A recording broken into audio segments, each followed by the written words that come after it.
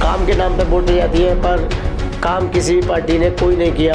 नालियाँ ठीक से नहीं बनी हुई है हमारे यहाँ पे, और क्या बोलते हैं, गलियों में जगह इतनी छोटी छोटी है जो क्या बोलते हैं ढंग से चल भी नहीं पाते। वो आस पास में कम से कम 1 किलोमीटर की दूरी पे भी कूड़ेदान नहीं होता। गाड़ियाँ आती हैं, गाड़ियों कोई टाइम टेबल नहीं होता। पिछले 10 साल पहले इतनी झज्जर हालत थी उस शौचालय की, यहाँ के लोग बाग अपने रिश्तेदारों को या अपनी फैमिली में से किसी को बाहर से भी नहीं बुलाते थे। तमाम समस्या है, सबको पता है, पर काम कुछ नहीं हो रहा है।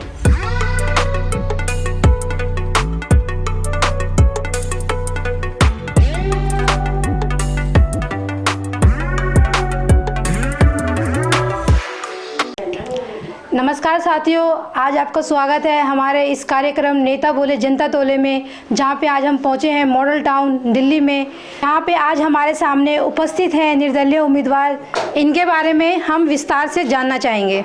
नमस्कार साथियों जो मुझे चैनल से देख रहे हैं, मेरा नाम चंद्रपाल है।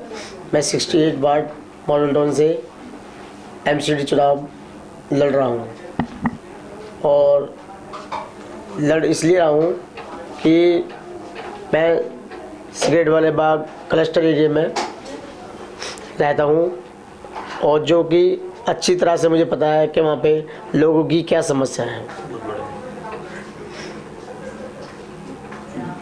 और मैंने सभी पार्टियों को देखा, 18 साल की उम्र से मैंने वोट डालते हुए आ रहा हूँ। काम के नाम पे वोटें जाती हैं, पर काम किसी भी पार्टी ने कोई नहीं किया। इसी वजह से लोगों के बीच में मुझे इनकी समस्या को देखते हुए आगे आना पड़ा।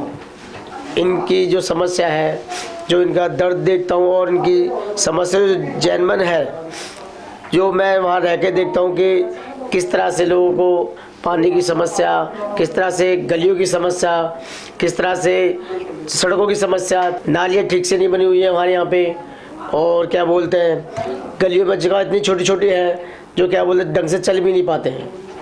और पार्टियां वोट के टाइम आ जाती है वोट मांगने के लिए, उसके बाद देखता भी नहीं है कोई भी कि जय क्लस्टर एरिया में क्या हो रहा है, स्कूलों की व्यवस्था। इसलिए मैं सभी क्लस्टर एरिया में और बड़े पैमाने पर लोगों ने मुझे निकाला है कि आप ही जब प्रधान का पक्ष थोड़ा सा देख के हमारी समस्या को आप खड़े हो जाते हो आगे, तो आपके सिर्फ खड़े होने पे ही छोटा सा काम, चाहे हम चंदा इकट्ठा करके करें, चाहे खुद करके करें, पर आपके कहने से थोड़ा सा काम हो जाता है। तो हम चाहते हैं कि आपको इस इलेक्शन में खड़ा किया जाए।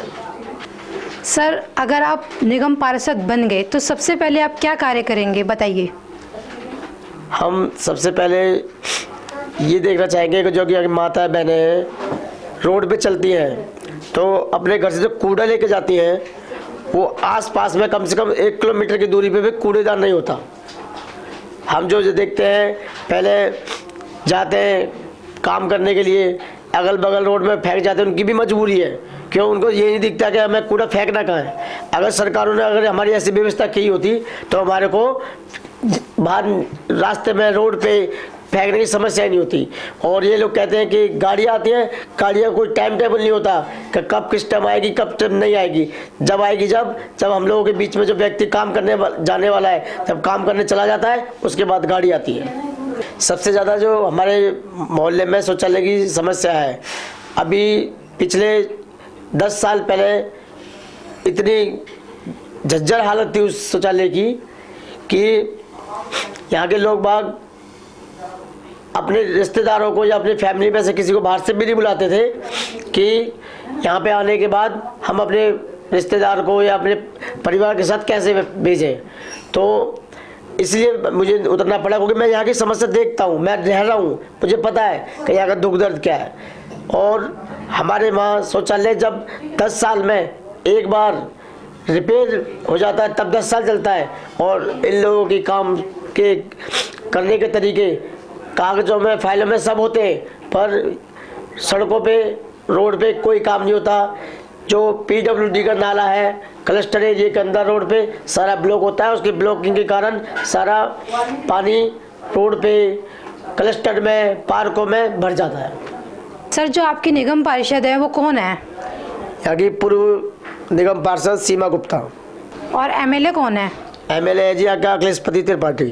सर, जो सबसे ज़्यादा समस्या यहाँ बढ़ती जा रही है, जैसे डेंगू, मलेरिया बीमारियाँ, जो इतनी सारी वायरल फीवर वगैरह जो ये सब बढ़ती जा रही है, उन सब के बारे में आप क्या कहना चाहोगे?